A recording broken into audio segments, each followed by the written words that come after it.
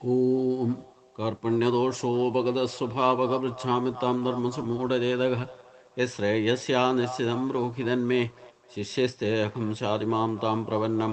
ഓം നമോ ഭഗവതേ വാസുദേവായ. നമോ ഭഗവതേ വാസുദേവായ. ഓം ശ്രീകൃഷ്ണായ പരബ്രഹ്മണേ നമ. എല്ലാ സജ്ജനങ്ങൾക്കും ഗുരുവായൂരപ്പൻ്റെ നാമത്തിൽ സാഷ്ടാംഗ പ്രണാമം. ഉത്തരഗീതയിൽ 51 തൊട്ട് 54 വരെയുള്ള ശ്ലോകത്തോടുകൂടി ഈ അധ്യായം സമർപ്പിക്കപ്പെടുകയാണ്. കഴിഞ്ഞ ദിവസം 50-ാമത്തെ ശ്ലോകത്തിൽ അർജുനൻ ഒരു ചോദ്യം ചോദിച്ച് അതോടുകൂടിയാണ് നമ്മൾ സമർപ്പിച്ചത്. അർജുനവും വാച ജ്ഞാത്വാ സർവഗതം ബ്രഹ്മ സർവഭൂതാദിവാസിതം ഇന്ദ്രിയാണാം നിരോധേന കഥം സിദ്ധ്യന്തി യോഗിന എന്ന് അർജുനൻ ചോദിച്ചു. അതിനുത്തരമായിട്ട് ഭഗവാൻ പറയുന്നു, ശ്രീ ഭഗവാൻ വാച ഇന്ദ്രിയാണാം നിരോധേന ദേഹേ പശ്യന്തി മാനവ ദേഹേ നഷ്ടേ കുതോ ബുദ്ധിർ ബുദ്ധിനാശേ കുതോജ്ഞത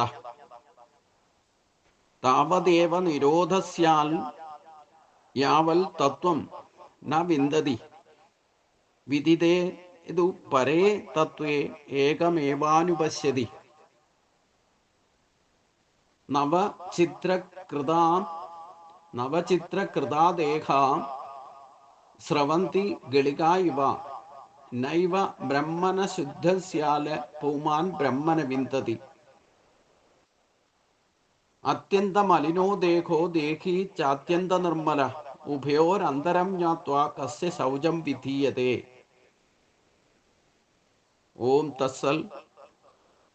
ഇതി ശ്രീമദ് ഉത്തരഗീതാസു ബ്രഹ്മവിദ്യായാം യോഗശാസ്ത്രേ ശ്രീകൃഷ്ണാർജുന സംവാദേ പ്രഥമോധ്യായക.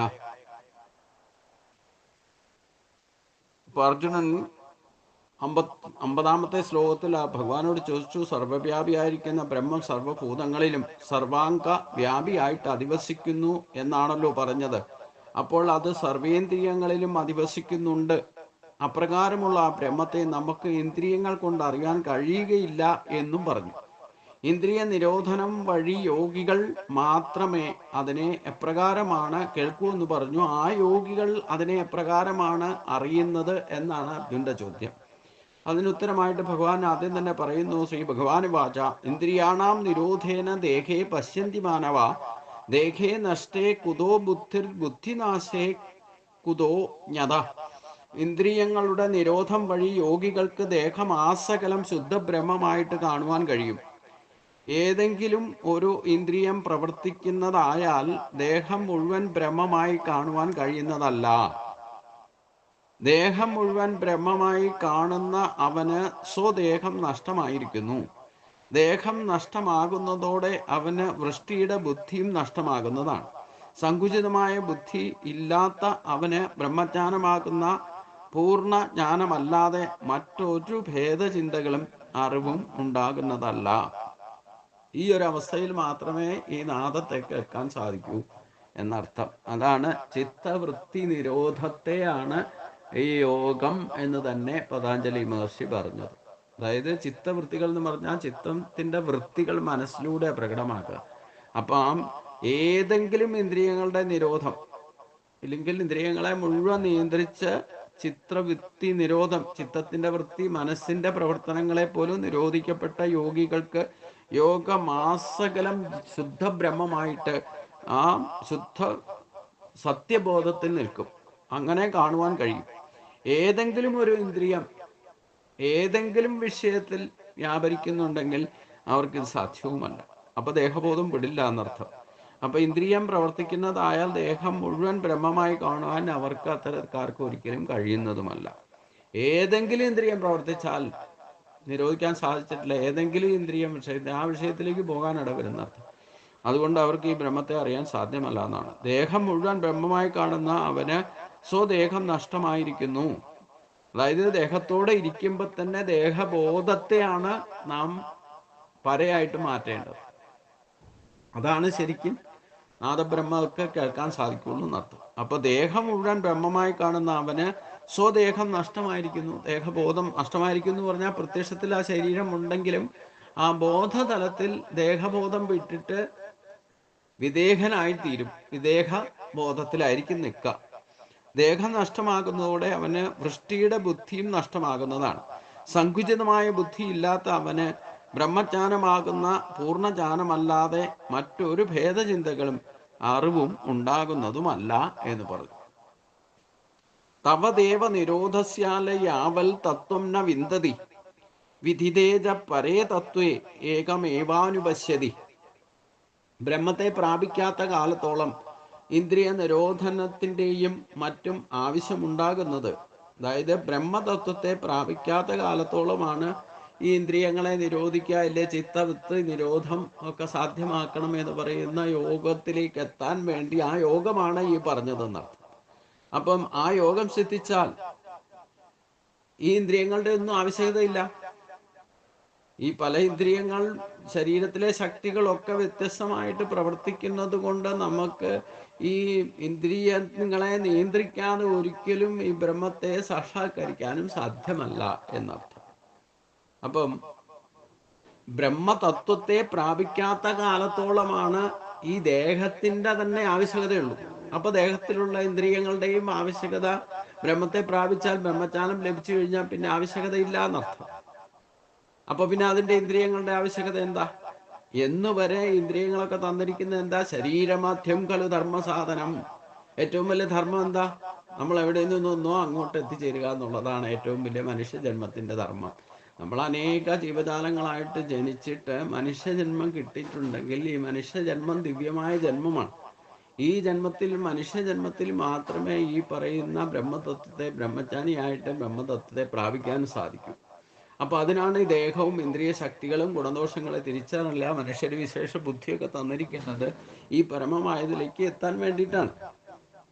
എന്നാൽ പിന്നെ എല്ലാവരും വിശേഷ ബുദ്ധിയുണ്ട്, പലവിധ കണ്ടുപിടുത്തങ്ങളും, ഈ വിശേഷ ബുദ്ധിയുടെ ഉപയോഗമാണ് നമ്മൾ ഈ പലവിധ കണ്ടുപിടുത്തങ്ങളൊക്കെ ചെയ്യുന്നത്. പക്ഷേ എന്തൊക്കെ കണ്ടുപിടിച്ചാലും, എന്തൊക്കെ ടെക്നോളജി ഉപയോഗിച്ചാലും, ഡെവലപ്പ് ചെയ്താലും അതൊക്കെ ശാശ്വതമല്ല, നശിച്ചു പോകുന്ന. അപ്പൊ നമുക്ക് കിട്ടിയിരിക്കുന്ന ഈ ശരീരം പോലും നാശത്തിന് വിധേയമാണ്.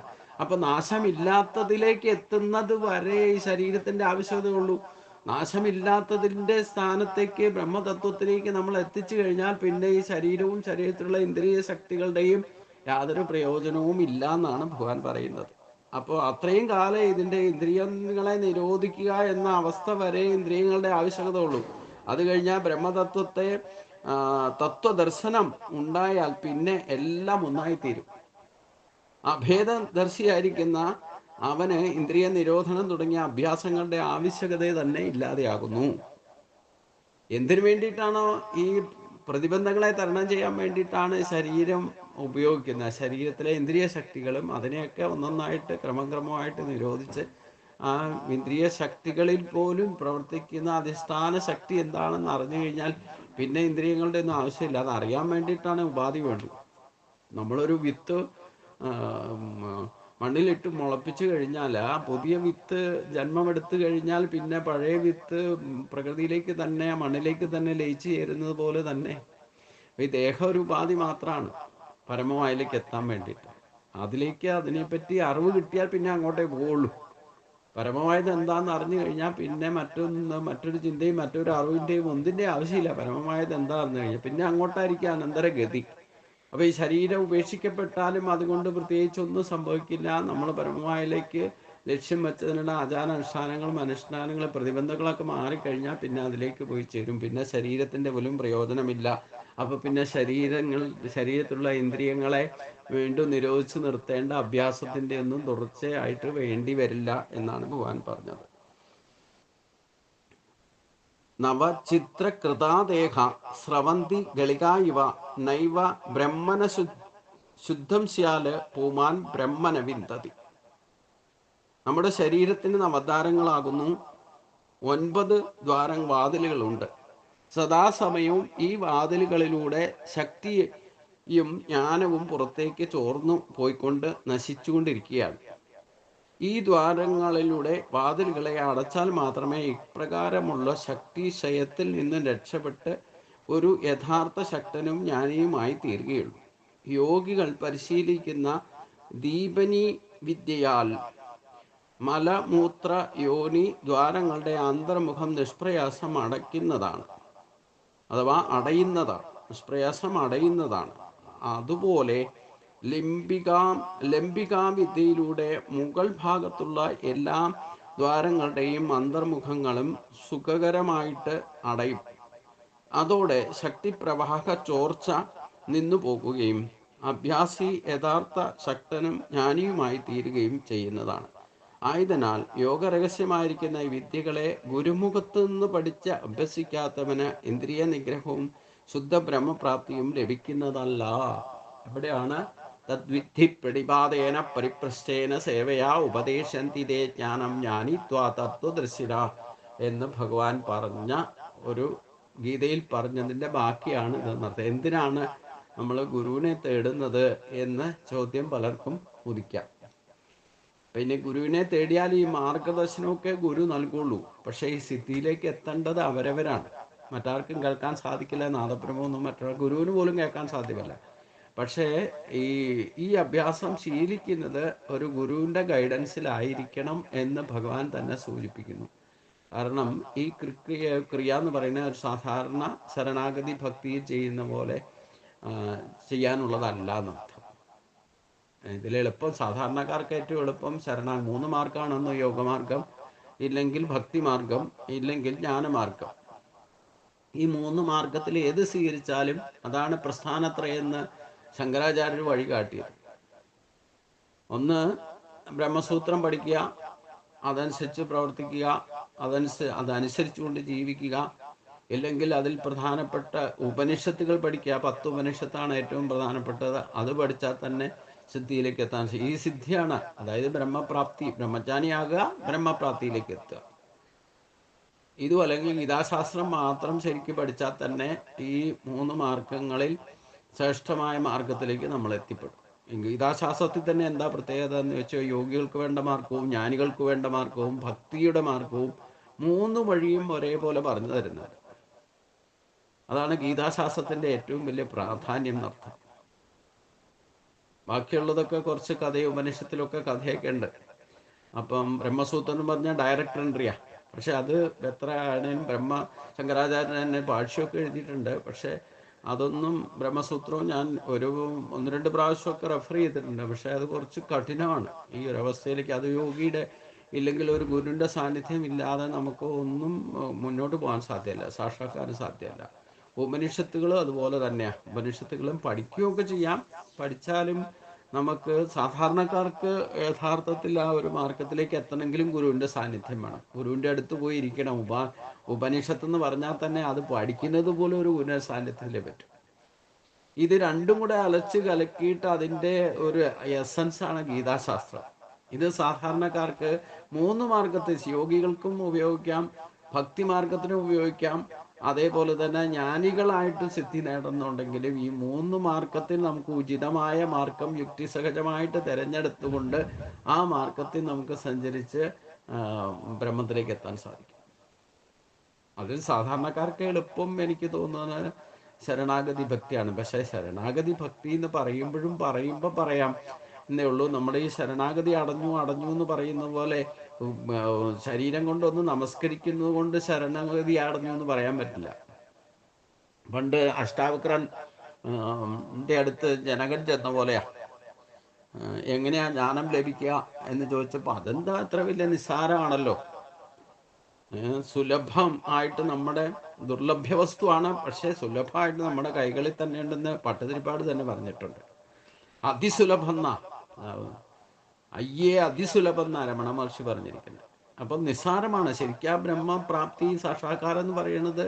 സത്യത്തെ നമ്മൾ ശരിക്കും അറിയാൻ നിസ്സാര നിമിഷം കൊണ്ട് ചിലപ്പോൾ സാധിക്കും. അപ്പം ഇതെങ്ങനെയാ സാധിക്കുക? ആ ബ്രഹ്മപ്രാപ്തി എന്ന് പറയുന്നത് നിസ്സാരമാണ്. സത്യത്തെ തിരിച്ചറിയാൻ ഒരു വിഷമവുമില്ല, വളരെ ലളിതമാണ് എന്ന് പറയും. അഷ്ടാവക്രം പറയുന്നുണ്ട്. ഇതെങ്ങനെയാ സാധിക്കുക? അത് നിമിഷ നേരം കൊണ്ട് നിങ്ങളതിന് യോഗ്യനായാൽ അപ്പം കിട്ടും, നിമിഷം കിട്ടും എന്ന് പറഞ്ഞു. അതിന് ഇപ്പം തുറന്ന കൊട്ടാരത്തിൽ വെച്ചിട്ടൊന്നും പറ്റില്ല. എൻ്റെ ആശ്രമത്തിലേക്ക് വരാൻ പറഞ്ഞിട്ട് അഷ്ടാവക്രൻ അവിടുന്ന് പോവുകയാണ്, കൊട്ടാരത്തിൽ നിന്ന് പോകും. എന്നിട്ട് ജനകൻ ഇദ്ദേഹത്തിൻ്റെ ആശ്രമം തേടി കാട്ടിൽ പോകുന്നതൊക്കെ കഥയിലുണ്ട്. അഷ്ടാവക്ര ഗീത തന്നെ നമ്മൾ പഠിച്ചാൽ മനസ്സിലാകും. അപ്പോൾ ഇദ്ദേഹം കുതിരപ്പുറത്തിരിക്കുമ്പം തന്നെ അഷ്ടാവക്രൻ്റെ ആശ്രമത്തിന് മുമ്പിൽ എത്തുമ്പോൾ തന്നെ അഷ്ടാവക്രനെ കാണും. അപ്പം കുതിരപ്പുറത്തുനിന്ന് ഇറങ്ങുന്നതിന് താഴേക്ക് ഇറങ്ങാൻ തുടങ്ങുമ്പം അഷ്ടാവക്രം പറയും, കുതിരപ്പുറത്തുനിന്ന് താഴേക്ക് ഇറങ്ങുന്നതിന് മുമ്പ് തന്നെ ശരണാഗതി അടഞ്ഞുകൊണ്ട് താഴേക്ക് ഇറങ്ങാവുള്ളൂ എന്ന് പറയും. വെറുതെ ശരീരം കൊണ്ട് താഴേക്ക് ചാടി ഇറങ്ങലല്ല ശരണാഗതി, മനസ്സ് പൂർണ്ണമായിട്ട് എന്നിൽ അർപ്പിക്കണം എന്ന് പറഞ്ഞു. അപ്പോ അത് ഗുരു കൃപയങ്കട ഉണ്ടായത് കൊണ്ട്, അതായത് അഷ്ടാവക്രൻ പോയി ദൈവത്തോട് വരാൻ പറഞ്ഞിട്ടാണല്ലോ. അപ്പൊ യോഗ്യതയുണ്ട്. ജനകൻ പണ്ടേ തന്നെ ആധ്യാത്മികമായിട്ട് ഒരുപാട് ഉയർന്ന നിലയിലെത്തി നിസ്സംഗഭാഗത്തിന്റെ രാജ്യമൊക്കെ ഭരിച്ചുകൊണ്ടിരിക്കുന്ന ആളാണ്. അപ്പോൾ അതുകൊണ്ട് അദ്ദേഹം അതിന് യോഗ്യനാണെന്ന് കണ്ടതുകൊണ്ടാണ് ഇങ്ങോട്ട് വരാൻ പറഞ്ഞത്. ഇപ്പൊ ചിലർ വരാൻ പറഞ്ഞാലും വന്നോളുന്നില്ല, എന്തെങ്കിലും കാരണം പറഞ്ഞിട്ട് തട്ടിത്തടഞ്ഞൊക്കെ അത് തന്നെ ചിലപ്പം എത്താൻ തന്നെ പ്രതിബന്ധങ്ങളൊക്കെ ഉണ്ടാവും. അപ്പം ആ തടസ്സമൊക്കെ മാറ്റി എത്തിക്കഴിഞ്ഞപ്പം പറഞ്ഞു, ഇനി കുതിരപ്പുറത്തുനിന്ന് താഴെ ഇറങ്ങണം എന്നുണ്ടെങ്കിലേ പൂർണ്ണമായിട്ട് ശരണാഗതി ശിഷ്യസ്തേഹം ശാതിമാം താം പ്രപന്നം എന്ന ഭാവത്തിൽ താഴേക്ക് ഇറങ്ങാവുള്ളൂ എന്ന് പറയും. അപ്പോൾ ഒരു നിമിഷത്തേക്ക് ഇതെങ്ങനെ സാധിക്കാമെന്ന് ജനകൻ ഒരു നിമിഷത്തേക്ക് ഒന്ന് ചിന്തിച്ചു. പിന്നെ കുറച്ച് ആധ്യാത്മികമായിട്ട് ഉയർന്നിരിക്കുന്നത് കൊണ്ട് അവിടെ ഇരുന്നുകൊണ്ട് തന്നെ ആ ശരണാഗതി മനസ്സ് പൂർണ്ണമായിട്ട് ഞാനിതാ അങ്ങയുടെ മുമ്പിൽ സമർപ്പിച്ചിരിക്കുന്നു എന്ന് പറയുകയും നിമിഷ നേരം കൊണ്ട് ഈ ഗുരുവിൻ്റെ അനുഗ്രഹം ലഭിക്കുകയും ചെയ്തു. ആ കുതിരപ്പുറത്തിരുന്നുകൊണ്ട് തന്നെ ആ പരമമായിട്ട് ദേഹബോധത്തെ വിട്ട് ദേഹിബോധത്തിൽ സമാധിസ്ഥനായി എന്നാണ് പറയുന്നത്. നിമിഷ നേരം കൊണ്ട് കുതിരപ്പുറത്തായിരിക്കുന്നതെന്നോ താഴേക്ക് ഇറങ്ങണമെന്നോ ഇല്ലെങ്കിൽ ആ പൂർണ്ണമായിട്ടുള്ള ആ ഭൗതികമായ അവസ്ഥ മുഴുവൻ വിട്ട് ദേഹബോധത്തെ വിട്ട് വിദേഹി എന്ന് ജനകനെ വിശേഷിപ്പിക്കുന്നത് അതുകൊണ്ടാണ്. ആ ഒരൊറ്റ നിമിഷം കൊണ്ട് സാധിച്ചു എന്നർത്ഥം. അപ്പൊ നമുക്ക് എത്രയൊക്കെ ഗുരുവിൻ്റെ അടുത്ത് പോയാലും എത്രയൊക്കെ നമ്മൾ പ്രയത്നിച്ചാലും വേണ്ടില്ല, നമുക്കെപ്പോൾ ഗുരുകൃപ ലഭിക്കുന്നു അപ്പോഴേ ഇത് ക്ലിക്കാവൂ. നമ്മൾ ശ്രമം തുടർന്നുകൊണ്ടിരിക്കുക. അപ്പൊ ശരീരത്തിന്റെ പോലും ബ്രഹ്മം പ്രാപിക്കാത്ത കാലത്തോളം ഈ പ്രയത്നം അത്യന്താപേക്ഷിതമാണ്. ഇന്ദ്രിയങ്ങളെ നിരോധിക്കാൻ ശ്രമിക്കുമ്പോൾ അത് തന്നെ പ്രതിബന്ധങ്ങൾ ഉണ്ടാക്കും. അപ്പൊ അത്ര എളുപ്പം സാധിക്കുന്ന കാര്യമില്ല, ഒരു ജന്മം കൊണ്ട് സാധിക്കും എന്നൊന്നും വിചാരിക്കണ്ട. പക്ഷെ നമ്മൾ പാതയിൽ പ്രവേശിച്ചാൽ മതി. പിന്നെ എപ്പോഴാണ് ക്ലിക്കാവുന്നത് എന്ന് ചോദിച്ചാൽ, ഇപ്പം മനുഷ്യജന്മം കിട്ടുന്നത് തന്നെ ശ്രേഷ്ഠമായ ജന്മമാണ്. എന്നാൽ പിന്നെ ഇത് എന്തുകൊണ്ടാണ് വിശേഷ ബുദ്ധിയൊക്കെ മനുഷ്യർ തന്നിട്ട് ഈ അനേകം ഈശ്വരൻ പോലും വിചാരിക്കാത്ത ചില കാര്യങ്ങളൊക്കെ കണ്ടുപിടിച്ചിട്ട് അതിൻ്റെ പിന്നാലെ മനുഷ്യൻ പരക്കമായുന്നുണ്ട്. നമ്മളും ഇന്ന് ഉപയോഗിക്കുന്ന ഈ ടെക്നോളജിയും ഡെവലപ്മെൻറ്റും മൊബൈലും കമ്പ്യൂട്ടറും എന്ന് വേണ്ട ആകാശത്തൂടെ പറക്കുന്ന റോക്കറ്റുകളും എന്താ പറയുക വിമാനങ്ങളും ഒക്കെ മനുഷ്യൻ്റെ വിശേഷ ബുദ്ധിയിൽ നിന്ന് തന്നെ ഉണ്ടായിട്ടുള്ളതാണ്. പക്ഷെ അതൊക്കെ എന്താ കുഴപ്പമെന്ന് ചോദിച്ചു കഴിഞ്ഞാൽ അതൊക്കെ ഇന്നലെ നാളെ നശിച്ചു പോകും. ഇപ്പൊ തന്നെ ഈ സോഫ്റ്റ്വെയർ നമ്മളെല്ലാം, ഞാൻ 10-15 വർഷം മുമ്പ് തന്നെ പറഞ്ഞിട്ടുള്ള, നമ്മളെല്ലാം അടുത്ത 10 വർഷത്തിനും 10-20 വർഷത്തിനും തന്നെ ഒരു വലയിലേക്കകത്തും ചിലന്തി വലയപ്പെട്ട പോലെ ആവും എന്ന് പറഞ്ഞിരുന്നു. ഇപ്പൊ അങ്ങനെയാണല്ലോ, നമ്മളേക്ക് ഈ മൊബൈലും കമ്പ്യൂട്ടറിലും ഒക്കെ അഡിക്റ്റഡാ. ഇപ്പൊ ഈ സോഫ്റ്റ്വെയർ എന്ന് പറയുന്നത് നമ്മളെ ശരിക്കും നെറ്റ്വർക്കിൽ കുടുക്കിയിരിക്കുക. പല കാര്യങ്ങളും ഇപ്പം എത്ര ദൂരെ ഇരുന്നാലും നമ്മളെ ഒക്കെ ട്രേസ് ഔട്ട് ചെയ്യാനും നമ്മുടെ ലൊക്കേഷൻ സെലക്ട് ചെയ്യാനും നമ്മളിപ്പോൾ ഈ ഫോൺ നമ്പർ മാത്രം മതി കംപ്ലീറ്റ് നമ്മുടെ ലേ ഔട്ട് എവിടെയാണെന്ന് അറിയാൻ സാധിക്കും. എവിടെ അമേരിക്കയിൽ ഇരുന്നാലും വേണ്ടില്ല, എവിടെ ഇരുന്നാലും ഈ സോഫ്റ്റ്വെയർ എഞ്ചിനീയറിംഗ് ടെക്നിക്ക് അത്രമാത്രം ഡെവലപ്പ് ചെയ്തിരിക്കുന്നു അർത്ഥം. ഇത് മാത്രമല്ല, നമ്മൾ ഏറ്റവും വലിയ ട്രാപ്പിൽ പെട്ടിരിക്കുക എന്നുകൊണ്ടാണ് ഞാൻ പറയുന്നത്. ഇനി പലതരത്തിലാണ് ട്രാപ്പിംഗ് വരണേ. ഇപ്പം നിങ്ങൾ പത്രവാർത്തകളൊക്കെ കാണുന്നില്ലേ, ദിവസവും 10-80 എന്താ പറഞ്ഞേ ബോംബ് ഭീഷണി വന്നിട്ട് കോടികളുടെ നഷ്ടമാണ് വിമാന കമ്പനികൾക്കൊക്കെ ഉണ്ടായിക്കുന്നത്. ഇതൊക്കെ സോഫ്റ്റ്വെയർ ടെക്നിക്കാണ് ഭീഷണിയൊക്കെ. ഇനി അടുത്ത് വരാൻ പോകുന്നത്, നമ്മളിപ്പം ഇലക്ട്രിസിറ്റി പോലും നെറ്റ്വർക്കിലാണ്. ഇതുപോലും ഇപ്പം എന്താ പറഞ്ഞേ, ഇതൊക്കെ രഹസ്യങ്ങളുടെ രഹസ്യമാണ്. ഇസ്രായേൽ ആദ്യത്തെ യുദ്ധം തൊടുത്ത് ഇറാനോട് കളിച്ചിരിക്കുന്നത് മുഴുവൻ ഇപ്പം അവിടുത്തെ ഇലക്ട്രിസിറ്റിയും ഈ കംപ്ലീറ്റ് സ്ട്രക്കായി കിടക്കുക. ദിവസങ്ങളോളം അവർ ശ്രമിച്ചിട്ട് പോലും അത് നേരെയാക്കാൻ സാധിച്ചിട്ടില്ല. ഇനി അടുത്ത സ്റ്റെപ്പ് ഇതൊക്കെയാണ്, ഇങ്ങനെയൊക്കെ വരിക. ഒരു യുദ്ധം എന്ന് പറയുന്നത് ഭൗതിക തലത്തിൽ മാത്രമല്ല യുദ്ധം നടക്കുക. അപ്പം നമ്മൾ ആകെ ട്രാപ്പിലാണ്. നമുക്ക് ചിലപ്പോൾ ഏത് നിമിഷമാണ് ഇലക്ട്രിസിറ്റി ഒക്കെ ട്രപ്പായി പോകുക എന്ന് പറയാൻ പറ്റില്ല. നെറ്റ്വർക്കിംഗ് നമ്മളിപ്പോൾ അഡിക്റ്റായി കിടക്കുകയാണ്. കൊച്ചു കുട്ടികൾ വരെ മൊബൈലിലും ഇല്ലെങ്കിൽ ഈ ടി വിയിലും ഇങ്ങനെയുള്ള സോഷ്യൽ മീഡിയയിൽ അഡിക്റ്റായിരിക്കുന്നവർക്ക് ഇത് ഒരു നിമിഷത്തേക്ക് സ്ട്രക്കായി കഴിഞ്ഞാൽ തന്നെ ഇറിറ്റേഷൻ ഉണ്ടാക്കും, പലതരത്തിലും പ്രശ്നങ്ങളുണ്ടാക്കും. അപ്പം ഇതൊക്കെ പ്രതിബന്ധങ്ങളാണെന്നർത്ഥം. നമുക്ക് പലതരത്തിൽ ഇപ്പം ഈ പറയുന്ന ടെക്നോളജികൾ ഉപയോഗിക്കുന്നത് വരെ മൊബൈൽ ഉപയോഗിച്ച് തന്നെ ഞാനിപ്പം നിങ്ങൾക്ക് ക്ലാസ് പോലും എടുക്കുന്നത്. പക്ഷേ ഇതിൽ അഡിക്റ്റഡ് ആയി പോവുക നമ്മൾ ഏറ്റവും വലിയ ട്രാപ്പിലാണ്. പിന്നെ ഇതില്ലാതെ ഒരു നിമിഷം പോലും ജീവിക്കാൻ പറ്റാതിരിക്കുന്ന, ബാക്കിയൊന്നുമില്ലെങ്കിലും നമുക്ക് ജീവിക്കാവുന്ന ഒരവസ്ഥ വരുന്നുണ്ടെങ്കിൽ അത് നമ്മൾ ട്രാപ്പിലാണെന്നർത്ഥം. ഇനി ഏതൊക്കെ തരത്തിലാണ് ഇതിനെ നമ്മളെ ഭാവിയിൽ ബാധിക്കാൻ പോകുന്നതെന്ന് അതൊന്നും അനുഭവിച്ചറിയ തന്നെ നിവൃത്തിയുള്ളൂ. കാരണം ഇതൊക്കെ നമുക്ക് പരമമായതിലേക്ക് എത്താൻ പ്രതിബന്ധങ്ങളാകും. അതുകൊണ്ട് കുറച്ചു കാലത്തേക്കാണെങ്കിലും വേണ്ടില്ല ഇതെല്ലാം ഉപേക്ഷിച്ചിട്ട് ഒരു വർഷം ഒന്ന് മാറി നിൽക്കാൻ സാധിക്കുമെന്ന് ഞാൻ ശ്രമം നടക്കണം. അടുത്ത ഒരു വർഷക്കാലം ഒരു ക്ഷേത്രത്തിൽ പോയി ഭജനയിക്കാൻ പോവുക. അപ്പം ഈ പറയുന്ന ഈ ട്രാപ്പിൽ നിന്നൊന്നും രക്ഷപ്പെടാൻ സാധിക്കുമോ എന്നൊരു ശ്രമം. അപ്പം അതുകൊണ്ടാണ് എന്നോട് ഗുരുവായൂരിൽ തന്നെ ഒരു സന്യാസി പറഞ്ഞത്, തിരുമേനി ഇനി ആർക്കും നമ്പർ കൊടുക്കാനും പാടില്ല, നമ്പർ വാങ്ങിക്കാനും പാടില്ല ആരുടെ എന്ന് പറഞ്ഞു പുതിയതായിട്ട്. കാരണം ഇത് തന്നെ ഒരു നെറ്റ്വർക്കാണല്ലോ. നമുക്കിതില്ലാതെ ജീവിക്കാൻ പറ്റാത്ത ഒരവസ്ഥയിലേക്ക് നമ്മൾ പോയിക്കൊണ്ടിരിക്കുകയാണ്. ഊണിലും ഉറക്കത്തിലും ഈശ്വരനെ വിചാരിക്കാൻ സമയമില്ലെങ്കിലും എല്ലാം ഫോൺ വിചാരിക്കാതെയും അടുത്ത് വെക്കാതെ നമുക്ക് ഉപാസന അല്ലേ, ഈ ഫോണിനെ ഉപാസിക്കുക ഇപ്പം എല്ലാവരും. അപ്പൊ സോഷ്യൽ മീഡിയയിൽ അഡിക്റ്റഡാണ്, നമ്മളെല്ലാം വലിയ ട്രാപ്പിലാണ്. അപ്പൊ ഇതൊക്കെ പ്രതിബന്ധങ്ങളാ ബ്രഹ്മത്തെ പ്രാപിക്കാൻ പോകുമ്പോൾ. ഇപ്പോൾ ഒരു ഗുരുവിനെ വരെ നമുക്ക് ക്രിയായോഗമൊക്കെ ഇപ്പം ഞാനിപ്പോൾ പ്രാക്ടീസ് ചെയ്തതൊക്കെ ശരിക്കും ഈ ഉത്തരഗീത വായിച്ചതിന് ശേഷമാണ് ഗുരുവിനെ തേടിയതും ഓൺലൈനിൽ കിട്ടി.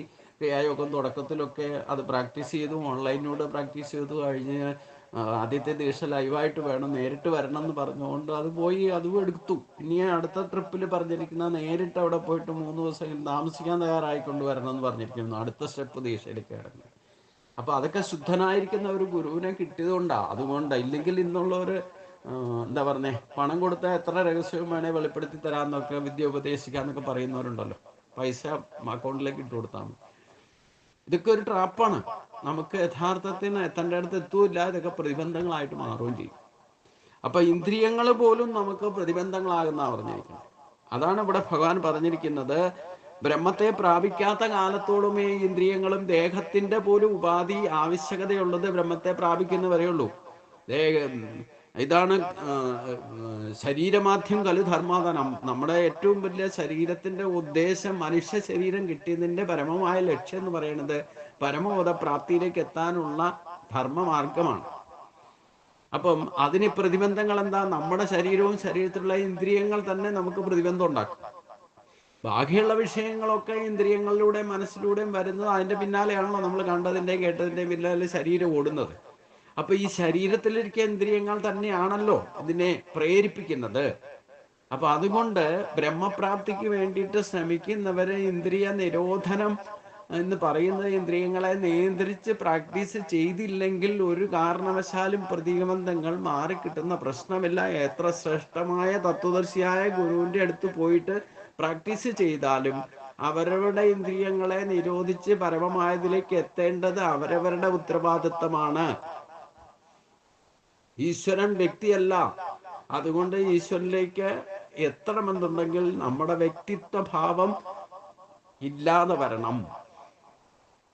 ആ ഞാൻ എന്നുള്ള വ്യക്തിത്വ ഭാവം നിലനിന്നാൽ ഒരിക്കലും ഈശ്വര സാക്ഷാത്കാരം സാധ്യമല്ലാതെ. ബ്രഹ്മത്തെ അറിഞ്ഞവൻ ബ്രഹ്മമായി ഭവിക്കും. ആ ബ്രഹ്മത്തെ അറിയാൻ വേണ്ടിയിട്ട് നമ്മുടെ ഇന്ദ്രിയങ്ങൾ തന്നെ നമുക്ക് പ്രതിബന്ധങ്ങൾ സൃഷ്ടിക്കും. അതാണ് ഭഗവാൻ പറഞ്ഞത്. അതുകൊണ്ട് നവ ചിത്രകൃതാദേഹ സ്രവന്തി ഗളികായിവ നൈവ ബ്രഹ്മ ന ശുദ്ധം സ്യാല് പൂമാൻ ബ്രഹ്മന വിന്തതി. നമ്മുടെ ശരീരത്തിന് 9 ദ്വാരങ്ങളുണ്ട്. ഈ 9 വാതിലുകളും നിരോധിക്കണം. ഇല്ലെങ്കിൽ എന്താ കുഴപ്പം? നമ്മൾ ഈ ആർജിക്കുന്ന ഈ എനർജി, പോസിറ്റീവ് എനർജി ഉണ്ടെങ്കിൽ ഇതിലേത് ദ്വാരത്തിൽ കൂടെ വേണേലും അത് ചിലപ്പോൾ പുറത്തു പോകും. സദാസമയം ഈ വാതിലുകൾ ശക്തിയും വാതിലുകളുടെ ശക്തിയും ജ്ഞാനവും പുറത്തേക്ക് ചോർന്നു പോകും, നമ്മൾ പോലും അറിയാതെ. അപ്പോൾ പിന്നെ നമ്മൾ ഈ പഠിച്ചത്, ഞാനിപ്പോൾ ക്ലാസ് എടുക്കുമ്പോൾ പോലും വായിലൂടെ ഞാൻ സംഭരിച്ചിരിക്കുന്ന ആ ശക്തിയുടെ ചോർച്ചയാണ് സംഭവിക്കുക. എന്ന് വെച്ചിട്ട് ലോകസാർത്ഥമായിട്ട് ചില കാര്യങ്ങളൊക്കെ നമ്മൾ ചെയ്യാതിരിക്കാൻ സാധിക്കും. അപ്പൊ അതുകൊണ്ട് എന്നോട് ഈ ഗുരു തന്നെ, ദീക്ഷ തന്ന ഗുരു തന്നെ പറഞ്ഞ, അങ്ങൊരു പ്രഭാഷണം നടത്തിയാൽ 1 മണിക്കൂർ പ്രഭാഷണം നടത്തിയിട്ടുണ്ടെങ്കിൽ അതിന്റെ ഇരട്ടി സമയം ഈ ക്രിയായോഗം സാധന ചെയ്യണം എന്ന് പറഞ്ഞു. കാരണം എന്താ, ഈ ലോസ് ഓഫ് എനർജി ഉണ്ടായിട്ടുണ്ടെങ്കിൽ അത് തിരിച്ചു പിടിക്കണമെങ്കിൽ, അത് റീഫ്രഷ് ചെയ്യണമെങ്കിൽ വീണ്ടും സാധന ചെയ്യണം. അപ്പൊ അതുകൊണ്ട് ഈ വേണുഗാനത്തെ പറ്റി ഭാഗവതം പറയുമ്പോഴേ, ശരിക്കുള്ള വേണു, അതായത് മുരളി, ഓടക്കുഴലിന് 9 ദ്വാരങ്ങളുണ്ട്. അതുകൊണ്ട് ഈ ഓടക്കുഴലിനെ പ്രകീർത്തിച്ചുകൊണ്ട് വ്യാസദേവൻ ചില ശ്ലോകങ്ങൾ വേണുഗാനം എന്ന അധ്യായത്തിൽ തന്നെ മുരളീനാഥത്തെ പറ്റി എഴുതുന്നുണ്ട്. അപ്പൊ അതിൽ ഈ മുരളിയുടെ ഭാഗ്യത്തെ പറ്റി പറയുന്നുണ്ട്. അതായത് ഈ ഈറ്റ കമ്പ് കൊണ്ടാണല്ലോ ഓടക്കുഴലുണ്ടാക്കുന്നത്. അതിൽ 9 ദ്വാരങ്ങളുണ്ട്. കാരണം എന്താ, ഈ ഓടക്കുഴല് ഭഗവാൻ തൻ്റെ ചുണ്ടിനോട് ചേർത്ത് വെച്ചുകൊണ്ട് തൻ്റെ പ്രാണനെ ഈ 9 ദ്വാരങ്ങളിലൂടെ നിയന്ത്രിച്ച് അത് വേണ്ട വിധത്തിൽ പുറത്തേക്ക് വിടുമ്പോഴാണ് അത് ഒരു ഓടക്കുഴലിൻ്റെ നാദം ആകർഷകമായിട്ട് പുറത്തേക്ക് വരിക. അപ്പൊ ഈ ഒരു ഭഗവാന്റെ ചുണ്ടോട് ചേർന്ന് തരുന്ന ഭഗവാന്റെ ശ്വാസഗതി അനുസരിച്ചുകൊണ്ട് ഈ 9 ദ്വാരങ്ങളെ എനിക്ക് ഉപയോഗിക്കാൻ സാധിക്കുന്നത് കൊണ്ട് എൻ്റെ ഒരു ഭാഗ്യം എന്ന സങ്കല്പത്തിലാണ് ഈ മുരളിയുടെ വർണ്ണന അവിടെ വ്യാസദേവൻ നടത്തിയിരിക്കുന്നത്. അപ്പോൾ ഈ 9 ദ്വാരങ്ങളുള്ള ഓടക്കുഴലിൻ്റെ ഒരു ഭാഗ്യം. കാരണം എന്താ, ആ നാദ ബ്രഹ്മത്തിൻ്റെ പരബ്രഹ്മമൂർത്തിയായിരിക്കുന്ന ആ ഭഗവാൻ, ശ്രീകൃഷ്ണ ഭഗവാൻ തൻ്റെ ചുണ്ടുകളോട് ചേർത്ത് വെച്ചുകൊണ്ട് ആ പ്രാണനെ നിയന്ത്രിച്ച്, പ്രാണവായുവിനെ നിയന്ത്രിച്ച് 9 ദ്വാരങ്ങളിലൂടെ ആ എനർജി വേസ്റ്റ് ആകാതെ അത് വേണ്ട വിധത്തിൽ നിയന്ത്രിച്ച് അതിനെ ഭാവരാഗ താളങ്ങൾ അനുസരിച്ച് കൊണ്ട് അതിനെ പുറത്തേക്ക് വിടുമ്പോഴാണ് ഈ ഗോപികളെ പോലും നമ്മളെപ്പോലും ആകർഷിക്കുന്നത്. ഇതൊരു നാദബ്രഹ്മമാണ്. അപ്പൊ നമ്മുടെ പ്രത്യക്ഷത്തിലുള്ള ഭൗതികമായ ശരീരത്തിലും ഈ 9 ദ്വാരങ്ങളുണ്ട്. അപ്പൊ അങ്ങനെ 9 ദ്വാരങ്ങളോട് കൂടിയിരിക്കുന്ന ഒരു മുരളിയുടെ ഭാവത്തിലാണ് ഭഗവാന്റെ അടുത്തിരിക്കുന്ന നമ്മുടെ ശരീരം എന്ന് സങ്കല്പിച്ചുകൊണ്ട് നമ്മൾ ഇന്ദ്രിയങ്ങളെ നിയന്ത്രിച്ച് ഈ നവദ്വാരങ്ങളിലൂടെ സഞ്ചരിക്കുന്ന പ്രാണവായുവിനെ നമ്മുടെ നിയന്ത്രണത്തിലാക്കണം. ഇത് തന്നെ വെറുതെ വേസ്റ്റായിട്ട് പുറത്തേക്ക് പോകും സാധാരണഗതിയിൽ. അതാണ് എനർജി ലോസ് എന്ന് ഇവിടെ ഭഗവാൻ പറഞ്ഞത്. അപ്പം നമ്മൾ ഈ ജപവും തപവും ഒക്കെ ചെയ്യുമ്പോൾ നമ്മുടെ ഉള്ളിൽ ഉണരുന്ന ഈ ശക്തി, അത് നമ്മൾ പോലും അറിയാതെ ഈ നവദ്വാരങ്ങളുടെ ഏതിലൂടെ വേണേലും പുറത്തേക്ക് പോകും. കുറേയൊക്കെ ഉള്ളിൽ ആത്മ, അതായത് നമ്മളിപ്പോൾ ഏത് തരത്തിലുള്ള ആഹാരം കഴിച്ചാലും വേണ്ടില്ല, അത് ദഹിപ്പിച്ച് ആവശ്യമുള്ളത് മാത്രം കുറച്ചൊക്കെ ഉള്ളിലേക്ക് സ്വീകരിക്കും. ബാക്കി വേസ്റ്റായിട്ട് കൂടുതലും 90% പുറത്തേക്കാണ് പോകുന്നത്, എനർജി വേസ്റ്റായിട്ട്. ഇതേപോലെ നമ്മൾ സംഭരിക്കുന്ന അറിവ്, ഇപ്പോൾ ആധ്യാത്മികമായിക്കോട്ടെ ഭൗതികമായിക്കോട്ടെ, നമ്മൾ നേടുന്ന അറിവ്, അതും ഓട്ടോമാറ്റിക്കായിട്ട് ഒരു പ്രോസസ്സ്, പ്രക്രിയ പ്രകാരം നടക്കുന്നു. അതുപോലെ വിവേചന ശക്തി കൊണ്ട് തന്നെ പ്രകൃത്യാ തന്നെ അതിനെ വിവേചനം ചെയ്ത് ആവശ്യമുള്ളെന്ന് മാത്രം നമ്മുടെ മെമ്മറി പവർ, അതായത് ആത്മതലത്തിലേക്ക് റെക്കോർഡാകും. ആവശ്യമില്ലാത്തത് അങ്ങനെ തന്നെ ജാഗ്രത, സുഷുപ്തി, സ്വപ്നം 3 അവസ്ഥയിലൂടെ പുറത്തു പോകും. ജാഗ്രതയിൽ തന്നെ ചിലത് വികാര വിചാരങ്ങളിലൂടെ പുറത്തു പോകും, ചിലതൊക്കെ സ്വപ്നങ്ങളായിട്ട് പുറത്തു പോകും, ചിലത് സുഷുപ്തിയിൽ പിന്നെ ഒന്നുമില്ല, അത് ലയിച്ചു പോവുക, ഡിപ്രസ് ആയി കിടക്കും. നമ്മൾ സുഷുപ്തി കിടന്നുറങ്ങുന്ന സമയം ഈ പറയുന്ന മാലിന്യങ്ങൾ, മനസ്സിന്റെ മാലിന്യങ്ങൾ ഉണ്ടെങ്കിലും അത് ഡിപ്രസ് ചെയ്ത് പോകും. എന്നാൽ നമ്മൾ അറിയുമില്ല, കാരണം ശരീരവും മനസ്സും ഒക്കെ ഉറങ്ങിയിരിക്കുന്ന സമയം. ഈ തുര്യാവസ്ഥയിൽ ഇങ്ങനെ ഡിപ്രസ് ചെയ്ത് കിടക്കുന്നത് എപ്പോഴെങ്കിലും അത് വികാര വിചാരങ്ങളിലൂടെയോ ഒക്കെ പുറത്തു പോകണം. പുറത്തു പോയില്ലെങ്കിൽ പ്രശ്നം. അത് ഒന്നുകിൽ വികാരം, നമ്മൾ പോലും വിചാരിച്ചിരിക്കാതെ ചിലപ്പം വികാരാധീനതയിലൂടെ ചിലപ്പോൾ അതൊക്കെ പുറത്തു പോകും. ചിലത് വീണ്ടും പുറത്തു പോകാതെ കിടക്കുന്നതാണ് ചിലപ്പോൾ നമുക്ക് രോഗങ്ങളായിട്ട് വരും. ആ രോഗങ്ങൾ എന്ന് പറഞ്ഞാൽ പ്രത്യക്ഷത്തിൽ ശരീരത്തിൽ ചെക്കപ്പ് ചെയ്താൽ യാതൊരു രോഗം ഉണ്ടാവില്ല. അവിടെ ഇവിടെയൊക്കെ വേദന തോന്നും, ഇല്ലേ മനസ്സിന് വേദന തോന്നുക, ഇങ്ങനെയൊക്കെ എങ്ങനെയെങ്കിലും ഈ മാലിന്യങ്ങളായിട്ടുള്ളത് പുറത്തു പോയേ പറ്റും. അവിടെയൊക്കെ എനർജി ലോസ് സംഭവിക്കുന്നു. നമുക്ക് ശരീരത്തിന് യാതൊരു അസുഖമില്ല, പക്ഷെ നമുക്ക് നടുവേദന തലവേദനയാണെന്ന് തോന്നും. ചിലപ്പോൾ നമ്മൾ അസ്വസ്ഥത അനുഭവിക്കുമ്പോൾ മനസ്സിന്റെ വേദനയാവും ചിലപ്പോൾ ശരീരത്തിലൂടെ വേദനയായിട്ട് വരുന്നത്. നമ്മൾ ആശുപത്രിയിൽ പോയിട്ട് all body C T scan നടത്തിയാലും രോഗങ്ങളൊന്നും ഇല്ല എന്ന് ചിലപ്പോൾ ഡോക്ടർ സർട്ടിഫൈ ചെയ്യും. നമ്മളെ ആശുപത്രിയിൽ കൊണ്ടുപോകുന്നവർ ചിലപ്പം നമ്മളോട് പറയും, വെറുതെ എന്നെ കൊണ്ട് ഇത്ര കാശ് ചിലവാക്കി ഒരു രോഗവും ഇല്ല, വെറും തോന്നലാന്ന് പറയും. ഈ തോന്നലാണ് ഈ കിടക്കുന്ന ഡിപ്രസ് ചെയ്ത് കിടക്കുന്ന മാലിന്യങ്ങളാണ് ഇത് നമുക്ക് പലതരത്തിൽ പുറത്തേക്ക് വരുന്നത്. ഇതൊക്കെ ശരിക്കും ബ്രഹ്മപ്രാപ്തിക്ക് നമുക്ക് പ്രതിബന്ധങ്ങളാണെന്ന് അർത്ഥം. അതാണ് ശുദ്ധ ശരീരവും ശുദ്ധ മനസ്സും വേണം ബ്രഹ്മപ്രാപ്തിക്ക് എന്ന് പറയാൻ കാരണം. അപ്പം നമ്മൾ കുറച്ച് വയസ്സൊക്കെ ആകുമ്പോഴാണ് ജീവിതകാലം മുഴുവൻ ദുഃഖം വരുമ്പോൾ ആ ദുഃഖം അനുഭവിക്കാതെ, ഇല്ലെങ്കിൽ അത് കാണിക്കാതെ സന്തോഷം പ്രകടിപ്പിക്കുക, ഇല്ലെങ്കിൽ സന്തോഷം അനുഭവിക്കേണ്ട സമയത്ത് അത് പ്രകടമാക്കാൻ സാധിക്കാതെ ദുഃഖം കാണിക്കുക, ഇങ്ങനെയൊക്കെ പല വിചാരങ്ങളും നമ്മൾ ഡിപ്രസ് ചെയ്ത് കൂട്ടി കൂട്ടി വെച്ച് കുറേയൊക്കെ ഓട്ടോമാറ്റിക്കായിട്ട് സ്വപ്നത്തിലൂടെയോ അല്ലെങ്കിൽ വിചാരങ്ങളിലൂടെയൊക്കെ നമുക്ക് പുറത്തു പോകും. ചിലത് പുറത്തു പോകാതെ കടന്നാലാണ് ഇത് ഈ എനർജി നെഗറ്റീവ് എനർജി ആവുമല്ലോ. നമ്മൾ വികാരം പ്രകടമാക്കേണ്ടത് പ്രകടമാക്കാതിരുന്നാൽ അത് നെഗറ്റീവ് എനർജി ആയിട്ട് ഡിപ്രസ് ചെയ്ത് നമ്മുടെ മനസ്സിൽ കിടക്കും. അത് തുര്യാവസ്ഥയിൽ കിടക്കുമ്പോൾ, തുര്യാവസ്ഥയിൽ കിടക്കാന്ന് പറഞ്ഞാൽ അറിയാൻ പറ്റില്ല എന്താ സംഗതി. ഇതൊക്കെയാണ് മനസ്സിന് അസ്വസ്ഥത, ശരീരത്തിന് അസ്വസ്ഥതയൊക്കെ ആയിട്ട് വരിക. ചിലപ്പം ഇത് നമുക്ക് തിരിച്ചറിയാൻ എളുപ്പം എന്താന്ന് ചോദിച്ചു കഴിഞ്ഞാൽ, ചില ദിവസം നമ്മൾ എഴുന്നേറ്റ് വരുന്ന സമയത്ത് നല്ല മൂഡായിരിക്കും. എന്താ സന്തോഷം, ഈ മൂഡ്, നല്ല മൂഡ് എന്താന്ന് ആരെങ്കിലും ചോദിച്ചാലും നമുക്ക് എക്സ്പ്ലെയിൻ ചെയ്യാം എന്തുകൊണ്ടാണ് ഇന്ന് സന്തോഷം തോന്നുന്നത് എന്ന് ചോദിച്ചു കഴിഞ്ഞാൽ, ഒരു ഫ്രഷ് മൂഡ് തോന്നുന്നുണ്ടെങ്കിൽ, എല്ലാ കാര്യത്തിനും ഉത്സാഹമൊക്കെ തോന്നുന്നുണ്ടെങ്കിൽ അതിൻ്റെ കാരണം ചോദിച്ചാൽ നമുക്ക് ആരും ചോദിച്ചാലും പറഞ്ഞു കൊടുക്കാൻ പറ്റില്ല. ഇത് പഴയത് ഡിപ്രസ് ചെയ്ത് കിടക്കുന്നത് പുറത്ത് വരുന്നതാ. ഇങ്ങനെയൊക്കെ വന്നു പോയാൽ കുഴപ്പമില്ല. ഇതേപോലെ വിഷമമുണ്ട്. ചില ദിവസം എഴുന്നേറ്റ് വരുമ്പോൾ ആകെ ഒരു മൂഡ് ഔട്ട്, ഒന്നും ചെയ്യാൻ ഉത്സാഹമില്ല. ഈ ജപവും തപവും ഒക്കെ അമ്പലത്തിൽ പോക്കോ ഇല്ല അങ്ങനെ എന്തെങ്കിലും സ്ഥിരമായിട്ട് ചെയ്തുകൊണ്ടിരിക്കുക, അതിന് പോലും ഉത്സാഹമില്ല, എന്തോ ഒരു അസ്വസ്ഥത. അപ്പം വീട്ടിലാരെങ്കിലും ചോദിക്കുക ഇന്നെന്താ ഒരു മൂഡ് ഔട്ട് എന്ന് ചോദിച്ചാൽ അപ്പോഴും നമുക്ക് എക്സ്പ്ലെയിൻ ചെയ്യാൻ സാധ്യമല്ല, എന്താ കാരണം എന്നറിയില്ല. ഇതും പണ്ട് ഡിപ്രസ് ചെയ്ത് കിടക്കുന്ന പുറത്തേക്ക് വരുന്നത്. കുറച്ച് വയസ്സാകുമ്പോഴാണ്, 50, 60 വയസ്സ് കഴിയുമ്പോഴാണ് ഇങ്ങനെയുള്ള അനുഭവമൊക്കെ കൂടുതലായിട്ടുണ്ടാകാത്ത. അപ്പൊ ഇത് ഏതെങ്കിലും തരത്തിൽ പുറത്തു പോയാൽ നല്ലത്.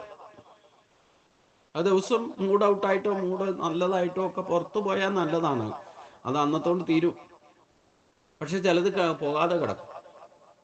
അതാണ് ചിലപ്പം നമുക്ക് അവിടെ ഇവിടെയൊക്കെ വേദന, അസ്വസ്ഥതയോ, മനസ്സിന് വേദന തോന്നും, ശരീരത്തിന് യാതൊരു കുഴപ്പമൊന്നുമില്ല. അപ്പം ഇതും പ്രശ്നമായിട്ട് തീരും. ഇതൊക്കെ നമുക്ക് ബ്രഹ്മപ്രാപ്തിക്ക് പ്രതിബന്ധം ഉണ്ടാക്കുന്ന അർത്ഥം. അപ്പൊ ഇവിടെ പറഞ്ഞത്, നമ്മൾ എനർജി ലെവല് ശുദ്ധമാക്കി വെച്ചില്ലെങ്കിൽ നമ്മൾ സമ്പാദിക്കുന്ന നല്ല അറിവ് പോലും ഇല്ലെങ്കിൽ, ഒരു ശക്തി എനർജി നമ്മൾ ഈ ജപവും തപവും ഒക്കെ ചെയ്യുമ്പം, ഈശ്വര കാര്യങ്ങൾ ചെയ്യുമ്പോൾ നമ്മുടെ ഊർധം ഗച്ഛന്തി സത്വസ എന്ന് പറഞ്ഞുകൊണ്ട് ഉത്തരേത് ആത്മനാത്മാനെന്ന് പറഞ്ഞാൽ തന്നെ നമ്മുടെ എനർജി ലെവല് ഉയർത്തിക്കൊണ്ടുവരിക എന്നുള്ളതാണ് ഉദ്ദേശം. പോഷിപ്പിക്കുക എന്ന് പറയും. ദേവാൻ ഭാവയതാൻ ഏനതേ ദേവ ഭാവയന്തുവാക പരസ്പരം ഭാവയന്തക ശ്രേയ പരമാവാസ്യം. അപ്പൊ ഈ എനർജി ലെവല് പോഷിപ്പിച്ച് വരുമ്പം നമ്മൾ ഇഷ്ടഭോഗങ്ങളുടെയും ഇല്ലെങ്കിൽ അങ്ങനെയുള്ള ആ കാര്യപ്രാപ്തിയൊക്കെ ഉണ്ടായി കഴിയുമ്പം പലതരത്തിലും അതിനെ എനർജി ലെവല് ലോസ് ആകാൻ സാധ്യതയുണ്ട്. ഇപ്പൊ ഇന്ദ്രിയ സുഖങ്ങൾ തന്നെ അനുഭവിക്കുമ്പോൾ അത് ലോസ് ആവുമല്ലോ. ഇന്ദ്രിയ ഭോഗ സുഖങ്ങൾക്ക് വേണ്ടിയിട്ട് നമ്മൾ പ്രയത്നിച്ച് അതിൽ നിന്ന് ആ സുഖം ലഭിച്ചാൽ അത് ലോസ് ആവും. ഏത് ഇന്ദ്രിയങ്ങളുടെ സുഖത്തിന് വേണ്ടിയിട്ടാണോ ആ കാര്യപ്രാപ്തി സാധ്യമാകുന്നത്, അതേ ഇന്ദ്രിയങ്ങളിലൂടെ തന്നെ അത് ലോസ് ആകും. അപ്പൊ അതുകൊണ്ട് നമ്മൾ ഈ ദ്വാരങ്ങളിലെ വാതിലുകളെ അടച്ചാൽ മാത്രമേ ഇപ്രകാരമുള്ള ശക്തി ശയത്തിൽ നിന്ന് രക്ഷപ്പെട്ട് ഒരു യഥാർത്ഥ ശക്തനും ജ്ഞാനിയുമായി തീരുകയുള്ളൂ എന്ന് ഭഗവാൻ പറയുന്നത് ശ്രദ്ധിക്കുക. യോഗികൾ പരിശീലിക്കുന്ന ദീപനി വിദ്യയാൽ മലമൂത്ര യോനി ദ്വാരങ്ങളുടെ അന്തർമുഖം നിഷ്പ്രയാസം അടയുന്നതാണ്. അതായത് ഈ യോഗവിദ്യ പ്രാക്ടീസ് ചെയ്താൽ ഇത് കുറേശ്ശെ അടയ്ക്കാനുള്ള വിദ്യയൊക്കെ പറയുന്നുണ്ട്. അത് പിന്നെ സ്വയം അടയുന്ന ഒരവസ്ഥയിലേക്ക് വരും. അത് പ്രാക്ടീസ് സ്ഥിരമായിട്ട് ചെയ്തു കഴിഞ്ഞാൽ എന്നർത്ഥം. അതേപോലെ ലംബികാ വിദ്യയുടെ മുകൾ ഭാഗത്തുള്ള എല്ലാ ദ്വാരങ്ങളെയും അതായത് പാനവായുവിൻ്റെ സഞ്ചാരമാണ് ജനനേന്ദ്രിയത്തിലൂടെയും ഇല്ലെങ്കിൽ മലമൂത്ര വിസർജ്യത്തിലൂടെ ഒക്കെ എനർജി ലോസ് ആകുമെന്ന് പറയുന്നത്. അപ്പോൾ ആ 2 ദ്വാരങ്ങളെ അടച്ചാൽ തന്നെ ഈ അപാനവായുവിലൂടെ എനർജി പുറത്തു പോകുന്നത് നിരോധിക്കാൻ സാധിക്കും. പ്രാണൻ വരെ ശരീരം ത്യജിക്കുന്ന സമയത്ത് ചിലപ്പോൾ അപാനവായുവിലൂടെ പുറത്തു പോകുക. അങ്ങനെയാണെങ്കിൽ പുനർജന്മം ഉറപ്പാണ്. അത് ജന്മം പോലും അതനുസരിച്ചുള്ള അധോ ജന്മത്തിലേക്കൊക്കെ പോകുന്നത് അപാനവായു കീഴ്ശ്വാസത്തിലൂടെ പോകുമ്പോഴാണെന്നർത്ഥം. അപ്പം അത് നിയന്ത്രിക്കാനുള്ളതാണ് ഇവിടെ ദീപനി വിദ്യ എന്ന് പറയുന്നത്. പിന്നെ അതുപോലെ ലംബികാ വിദ്യയിലൂടെ മുകൾ ഭാഗത്തുള്ള എല്ലാ ദ്വാരങ്ങളുടെയും അന്തർമുഖങ്ങളും സുഖകരമായിട്ട് അടയും. അതിനും ഈ യോഗവിദ്യയിൽ പഠിപ്പിക്കുന്നുണ്ടെന്നർത്ഥം. അതോടെ ശക്തിപ്രവാഹ ചോർച്ച നിന്നു പോകും. ഈ യോഗ പരിശീലിച്ചാൽ നമ്മുടെ ശരീരത്തിലുള്ള എല്ലാ ദ്വാരങ്ങളെ അടയ്ക്കാനുള്ള ടെക്നിക്കൊക്കെ ഈ യോഗവിദ്യയിൽ ശ്വസന ക്രിയായോഗത്തിൽ തന്നെ പ്രാക്ടീസ് ചെയ്യിപ്പിക്കുന്നുണ്ടെന്നർത്ഥം. അപ്പോൾ അത് ഗുരുവിൻ്റെ സാന്നിധ്യത്തിൽ വേണം ഇതൊക്കെ പ്രാക്ടീസ് ചെയ്യാനും കൂടെ ഭഗവാൻ പറയുന്നുണ്ട്. അതോടെ ശക്തിപ്രവാഹ ചോർച്ച നിന്നു പോകും. അഭ്യാസി യഥാർത്ഥ ശക്തനും ജ്ഞാനിയുമായി തീരും. ആയതിനാൽ യോഗരഹസ്യങ്ങളായിരിക്കുന്ന ഈ വിദ്യയുടെ ഗുരുമുഖത്ത് യോഗരഹസ്യങ്ങളായിരിക്കുന്ന ഈ വിദ്യ അതൊക്കെ പഠിച്ചിട്ടുള്ള ഗുരുമുഖത്ത് നിന്ന് തന്നെ പഠിച്ച് അഭ്യസിക്കാത്തവന് ഇന്ദ്രിയ നിഗ്രഹവും ശുദ്ധ ബ്രഹ്മപ്രാപ്തിയും ലഭിക്കുന്നതല്ല എന്നുകൂടി ഭഗവാൻ ഇവിടെ സൂചിപ്പിക്കുന്നുണ്ട്. അപ്പോൾ ഇതിനാണ് അതുപോലെ അറിയാവുന്ന അനുഭവ പരിചയമുള്ള യോഗികളെ തന്നെ സമീപിച്ച് ഇതൊക്കെ പ്രാക്ടീസ് ചെയ്യണം എന്നുകൂടി പറയുന്നത്. ഇത് യോഗ മാർഗത്തിൽ സാക്ഷാത്കാരത്തിന് ആഗ്രഹിക്കുന്നവർക്കാണ് ഈ മാർഗം. ഇല്ലെങ്കിൽ ശരണാഗതി ഭക്തിയാണ് ഏറ്റവും ലളിതമായ മാർഗം എന്നുകൂടി പഠിക്കണം. ഇനി അടുത്ത ശ്ലോകത്തിൽ ഒന്നോടെ വ്യക്തമാക്കി തരുന്നുണ്ട്. 54-ാമത്തെ ശ്ലോകത്തിൽ ഭഗവാൻ പറയുന്നു, അത്യന്ത മലിനോ ദേഹോ ദേഹി ചാത്യന്ത നിർമ്മല ഉഭയോരന്തരം ജ്ഞാത്വാ കസ്യ ശൗചം വിധീയത്തെ. ശരീരം അത്യന്തം മാലിന്യ കൂമ്പാരമാണ്. മലമൂത്ര വിസർജനങ്ങൾക്ക് ശേഷം വെള്ളവും മറ്റും ഉപയോഗിച്ച് ശുദ്ധീകരിക്കുന്നതാണ് ശൗചം എന്നുദ്ദേശിക്കുന്നത്. ശൗചാനന്തരം കുറച്ചു നേരം കഴിഞ്ഞ് പരിശോധിച്ച് നോക്കിയാൽ ദുർഗന്ധാദികൾ കൊണ്ട് ആ സ്ഥാനങ്ങൾ വീണ്ടും മലിനപ്പെട്ടിരിക്കുന്നത് ബോധ്യമാകും. അതുകൊണ്ട് എത്ര പ്രാവശ്യം ആവർത്തിച്ച് ശുദ്ധീകരിച്ചാലും അത്യന്തം മലിനമായിരിക്കുന്ന ഈ ദേഹം ഒരിക്കലും ശുദ്ധമാകുന്നതല്ല. ദേഹി അഥവാ ആത്മാവ് അത്യന്തം പരിശുദ്ധവുമാണ്.